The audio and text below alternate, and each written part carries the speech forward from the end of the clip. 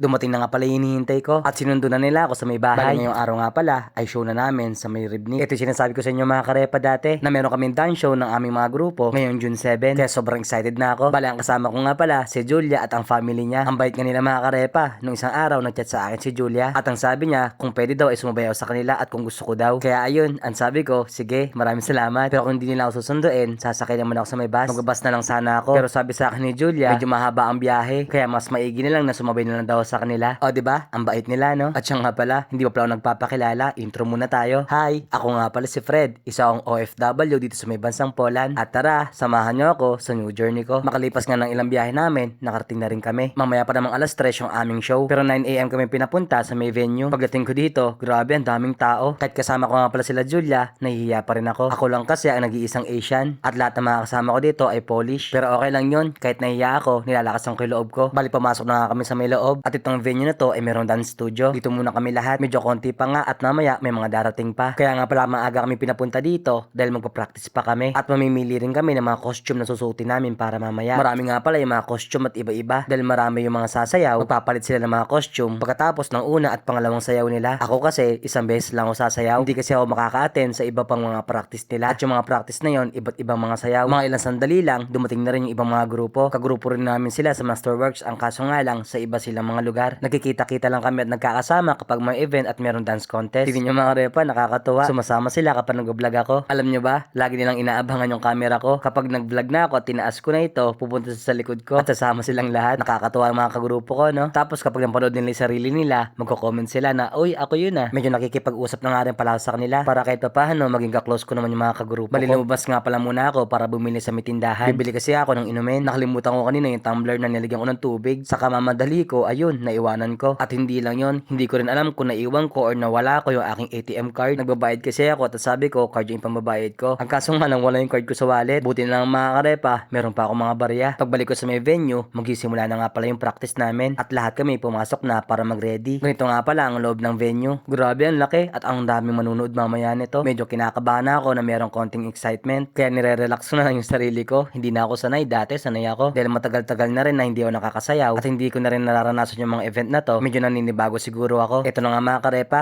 Nagsisimula na nga sila mag-practice. Bali umakit na sa mga stage yung iba't ibang mga grupo. Nagre-ready na sila kung paano yung pagtawag. At pagsunod-sunod rin yung mga numero kung sino yung mga papasok. At para mamaya, hindi na magkaroon pa ng problema. Tapos chinek na rin pala yung mga sound system. At pati na rin yung mga music ng bawat mga grupong sasayaw mamaya. Mahirap kasi mga karepa pag nasa stage na tapos mali pa yung music. At habang nagpo-practice, sinasabayan naman at sumasayaw yung mga nasa taas. Grabe, excited na yata sila mamaya. Sa pagkakaalam ko, mga 30 groups yata ang sasayaw ngayong araw. Medyo mahaba-haba yun mga karepa at matagal. Sa may dance show na to, iba't ibang mga sayaw ang makikita nyo at mapapanood. Tapos meron din mga nag-gymnastic. Habang nanonood nga ako dito, natutuwa talaga ako mga karepa. Dahil biruin nyo yun, nakasama ako sa grupo at nasama rin ako sa may show nila. Na kahit nga busy ako sa may trabaho, nagagawa ko pa rin pagsabayan yung pagsasayaw at trabaho. Kaya pinapanalangin ko na sana tuloy-tuloy itong pagsali ko dito. Nang sa ganon, hindi lang ako nagtatrabaho sa may abroad. Nagagawa ko yung mga gusto ko at nag-i-enjoy pa ako. Nagagamit ko yung talento at yung hilig ko. Wala nga akong idea kung tatagal ba ako sa grupo ko. Pero hindi ko na muna iniisip yon. Ang iniisip ko ngayon ay enjoy na lang to. Go in the flow na lang muna. Bahala na kung anong mangyari. Lagi ko naman pinapanalangin kay Lord. Nagabayan niya ako at bahala na siya kung anong gusto niyang gawin sa aking buhay. Kung ano ba ang mga plano niya sa akin at ipagpapasalamat ko yon. Pagkatapos ng practice, bumalik ulit kami sa may studio. Napansin ko nga pala yung bata na nag-windmill at nagpa-practice siya. Idol daw niya kasi ako. Kaya gusto niya daw gayahin yung mga ginagawa ko. Pero dito, nabigla ako at nakitaan ko siya ng potensyal na balang araw, magagawa niya rin yung ginagawa ko at ginagawa ng iba. Hindi naman sa marunong ako makarepa at perfect na yung aking windmill. Ituturo ko lang sa kanya yung mga basic kung paano ba gawin ang windmill. At ito rin yung paraan para maibalik ko yung aking windmill dati. Sa pagtuturo ko sa kanya, na ipagsasabay ko rin na mag-practice ulit. At parang from the start ako, na parehas kami nagpa-practice muna. Parang ganon. Dito nga pala, pinakita ko sa kanya yung windmill pero binagalang ko lang. Step by step. Medyo mataas na yung windmill ko mga karepa. May nag-comment kasi na mababa daw yung windmill ko at maliit. Wala kasi akong practice nun. At biglaan kong ginagawa yung mga tricks ko dati. Ito nga palang batang kagrupo ko, desidido matuto talaga. Na kahit pagod na siya, tinutuloy pa rin niya. Pero yung tinuturo ko sa kanya, nagagawa naman niya. Kaya konting practice pa, matututo talaga to. Tapos nga pala, tinuruan ko siya dito ng drills. At sabi ko, gawin niya lagi ito para masanay at mabalance niya na laging nasa taas yung mga paa niya. Syempre, habang tinuturuan ko siya, tinuturuan ko rin yung sarili ko. Kung marami lang talagang oras, no, nagagawa ko na ibang mga tricks. Para ma-excite siya, sinabi ko sa kanya kung ano ba yung mga combo ng windmill. Yung mga pwede niyang gawin at pwede niyang i-combo dito. Kapag medyo sanay na siya at mabilis na yung windmill niya. Kahit ako, hindi ko pa alam to at di pa ako marunong. Bali, example lang. Nagulat siya at sabi sabi niya, pwede pala yon. Sabi ko, oo, kapag nagawa mo na ang windmill, itry mo naman to. Kaya dapat lagi ka mag-practice. Kapag nag-windmill ka, pwede mo isabay ang head spin at pwede rin ang munch mill. Alam nyo ba, may mga alam din pala siyang mga tricks. Kung marunong daw ba ako mag-cricket, saka mag-hand spin. Ang sabi ko, itatry ko. Pero yung kakambal ko kasi, siya ang gumagawa nito at marunong siya. Nung sinubukan ko nga pala ang cricket, nagawa ko kahit konti. Siguro kung mag-practice pa ako, magagawa ko talaga to. Pinakitaan din nga pala ako ng footwork. Gusto rin daw pala niya mag-breakdance. At ang sabi ko, oo, marunong din ako neto. Pero konti at basic lang naman. Kaya ayun, pinakita ko kung ano ba yung mga nalalaman ko na baka sakali ay makatulong din sa kanya. Dahil sobrang desidido talaga siya, tinuruan ko siya. At hindi ko siya tinighilan. Kapag kasi interesado yung tao, gusto ko talagang matuto siya. At magtuturo ako hanggang sa makuha niya. Yun kasi yung karanasan ko bilang isang choreographer dati sa may Pinas. Yung tipong sumusuko na yung mga estudyante ko, pero ako gusto ko pa rin magturo. Wala nasanay kasi ako, masipag talaga ako magturo. Parang sa mga kagrupo ko, pag mali yung mga step nila, sinasabi ko sa kanila at tinuturo ko rin. Okay lang naman sa akin kahit isipin nila ng negative yun. Basta ako, gusto ko lang makatulong. May iba kasi kapag kino-correct mo, nagagalit. Balik na nga pala tayo dito. Ito nga, tinuturuan ko ulit siya ng windmill. Tinuturo ko sa kanya na itaas niya lagi yung paa niya at mag-bounce siya ng konti. At ayun no, tingnan nyo, nagagawa niya. Pagkatapos ko nga pala siyang turuan, nagpahinga na ako at nagpalit ng damit. Maya-maya lang, magsisimula na rin yung sayaw, kaya kailangan ko magpahinga. Mag-alas 12 na nga pala at wala pala akong nadalang lunch. Kaya ang gagawin ko na lang ay bibili na lang ako ng tinapay sa may labas. Saka ayoko na muna magkanin mga karepa. Dahil sasayaw tayo mamaya, ayokong bumikit yung katawan ko. Pero kumain naman ako ng kanin bago ako umalis. Nasanay na rin naman kasi ako na tinapay lang yung kinakain ko. Alam nyo ba, maniwala man kayo sa hindi ko makain ng kanin yung iba dito. Halos tinapay lang sila, pas at saka nilagang patatas. Bali bumili rin nga pala ako ng extra tinapay dahil bibigay ko kay Julia mamaya. Dahil si Julia nga pala mga karepa, hindi ko makain ng kanin yun, puro tinapay lang. Pagbalik ko sa studio, nagbihis na rin sila at nagbihis na rin ako. Pero ako ipamaba muna dahil mamaya pa naman ako sasayaw. Lumapit nga pala ibang mga kaibigan ni Julia at kinausap siya. Natutuwa ako sa kanila dahil hindi ko maintindihan yung salita nila. Ej, patrzcie, tu biwa znaczy. Mało je kokosa, mało kokosa. O diba, ang hirap intindihin no? Kaya ito, titingnan ko na lang kung sino yung magsasalita. Buti na lang marunong sila mag-English kaya nakakausap ko sila kahit konti. At medyo close na rin. At ito pa ang nakakatawa, ang cute nila oh. Simpleng bagay at laruan lang. Tuwang-tuwa na sila at masaya. Ganyan talaga mga babae, simpleng kaligayahan lang. Yung mga simpleng bagay, okay na sa kanila. Kaya sobrang cute nilang tignan at pagmasdan. Nagbihis na nga rin pala ako ng pantaas. At mamaya-maya na rin pala, magisimula na dahil nandito na rin yung mga taong manunood. Kaya pumunta na rin ako sa may backstage at para panoorin din yung ibang mga kagrupo na sasayaw. Ito na mga karepa, nagsisimula na nga. Nanonood na muna ako dito, pero kinakabahan na ako nito. Medyo matagal pa naman yung sayaw namin, kaya mag-i-enjoy na muna ako sa panonood. Talagang kakabahan ka talaga kapag ito karaming mga nanonood mga karepa. Kaya sana mamaya hindi man lang ako magkamali. Kahit konti lang okay na. Medyo kinakabahan talaga ako dahil nasa center pa ako. Talaga yung makikita ng mga tao manunood. Yun lang kasi information ko sa may sayaw, lagi nasa gitna. Ganito nga pala, bago sumayaw, pinapanood nga pala muna yung mga video shoot na ginawa namin dati. Pinapapanood muna sa mga audience namin. At kapag malapit na matapos yung video, mag-formation na para magsimula. Sa grupong ito, nandito si Julia, sumasayaw siya. Bali 2 beses siyang sasayaw. Kasali kasi siya sa isang grupo or sa may kabilang grupo. Pagkatapos nila, sumunod naman yung iba. Kapares din kanina, pinapapanood muna yung mga video bago sumayaw at bago magsimula. Itong grupo nga pala ng mga bata na to ay malakas sumayaw. Grabe talaga yung energy nila, kaya nakukuha nila lagi yung first place. Sigurado, kapag lumaki pa sila, mas gagaling pa sila. Napakasipag din kasi nila mag-practice. At yung grupong ito, nandito nga pala yung bata na tinuturuan ko kanina mag-windmill. Bali natapos na nga silang sumayaw at mukhang kami na nga yata ang susunod. Hala, kinakabahan na ako. Pero bago yung mga karepa, panoorin nyo muna yung nasa screen. Ako nga pala yung nasa gitna dyan, yung nakasombrerong itim. Ito nga pala yung video shoot namin sa may sayaw. Alam nyo ba, iba ang naramdaman ko dito habang pinapanood ko to. Naging proud talaga ako sa sarili ko dahil nakasama ako sa mga international dance group at nasama rin ako sa mga video shoot nila. Hindi nga makapaniwala na nandito ako at andun ako. Pinapanood ko yung sarili ko. Abot nga talaga ang ngiti ko dito. Hindi ko akalain na ganyan pala akong sumayaw. Kaya ko pa rin pala hanggang ngayon. At ito na ako, nakikipagsabayan dito sa ibang bansa na kahit ibang lahi ako, kaya ko makipagsabayan at kaya kong sumama sa mga grupo. Kaya ang masasabi ko, uy, si Karepa nyo, international dancer na. Pero joke lang, malayo pa ako doon. Sa ngayon, ito na muna. Gagawin ko na muna yung mga best ko. Sa video na to, nagsimula na ako mag-windmill at ang dami pumalakpat at sumisigaw. Kaya sobrang na-excite ako at mas nagkaroon pa ako ng energy. Basta mga Karepa, hindi ko akalain. Yung mga pinapanood ko sa YouTube na ganito, nasama na pala ako. Tingnan nyo,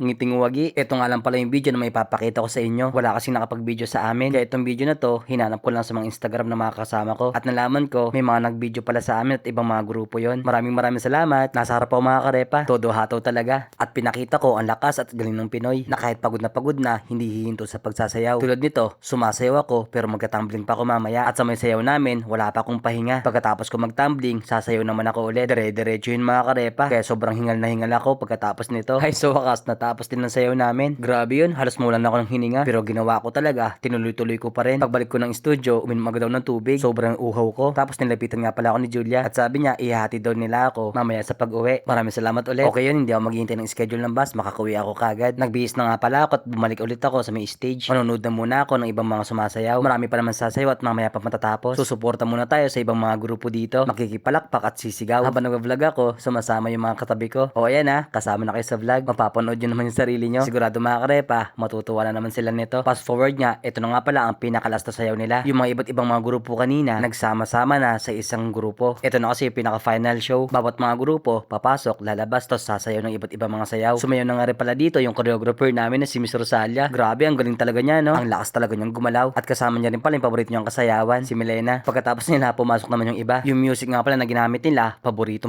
ko. Kaya kahit nasa gilid ako, napapaindak talaga ako. At ang music na ginamit nila ay isang music lang mga karepa. Yun ang turn up the music. Sa mga dancer dyan, alam ko, paborito nyo rin to. Habang pinapanood ko sila mga karepa, na-amaze talaga ako sa mga ginagawa nila. Tingnan nyo, may naka-ready pa palang ganito. Sobrang pinaghandaan talaga yung show. At gusto kong i-congrats si Miss Rosalia sa ginawa niyang show. Grabe.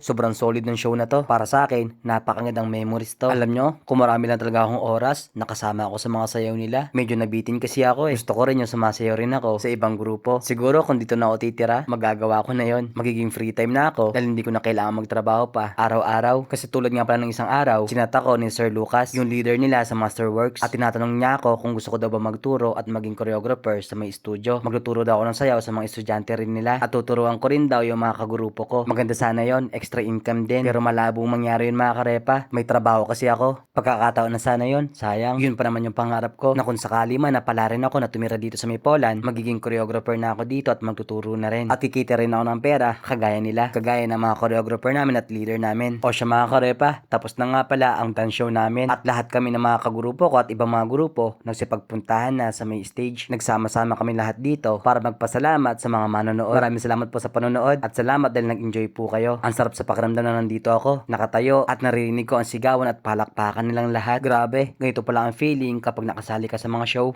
Sumunod na eksena, tinawag nga pala isa-isa yung mga choreographer or leader namin. Pinalakpakan silang lahat dahil sa ginawa nilang napakagandang show ngayong gabi. At pinalakpakan sila dahil sa sipag at pagtuturo. Isa-isa nga pala silang tumayo sa may harap. At nandito rin nga pala yung aming napakagaling na choreographer. The best ka talaga, Miss Rosalia. Habang nag-vlog nga ako, may sumama rin. Akala ko dati may ilat talaga sila sa camera, hindi pala. Ang sunod naman tinawag si Sir Lucas. Hindi lang pala ako nag-iisang lalaki sa grupo. Si Sir Lucas ay nag-iisang lalaki bilang choreographer at leader. Mas marami talaga ang choreographer at leader namin mga babae. Kaya huwag na kayo magtaka mga karepa kung bakit babae lagi yung mga kasama ko. Dito nga pala, pinaupo na kaming lahat. Hindi pa pala natapos ang show dahil meron pang ipapanood sa amin na short video. Itong hinanda nilang video ay ipapanood sa amin at pati na rin sa aming mga manonood. Pinanood sa amin at sa iba yung mga nakamit ng panalo ng aming mga grupo. Yung mga panalo ng mga grupo ng Masterworks. At sobrang nakaka-proud na makita na lagi silang first place sa mga laban. Pinakita rin dito yung mga kalokohan nila sa loob ng studio. Kaya lahat kami dito nagsisipagtawanan na lang. Grabe, ang kulit pala nila. Tulad nito, habang nagtuturo si Sir Lucas, tinakasan siya ng mga estudyante niya. Kaya ayun, nag-backout siya at hinabol niya to sa may labas. Grabe yung tawa nila ditong lahat. Ang cute, no? Ang kukulit. Siya nga pala, ito ding araw na to ay kanilang isa-celebrate ang ika-10 anibersaryo ng grupo ng Masterworks Studio. Grabe, ang tagal na pala nito. Congrats. Dito nga, hindi pa pala tapos dahil meron pa sila nakahandang sorpresa para kay Miss Rosalia. At laking gulat ni Miss Rosalia, hindi niya akalain to na iso-surprise siya ng mga estudyante niya. At sobra talaga ang pagmamahal nila. Napaka-effort. Meron silang cake at mga roses.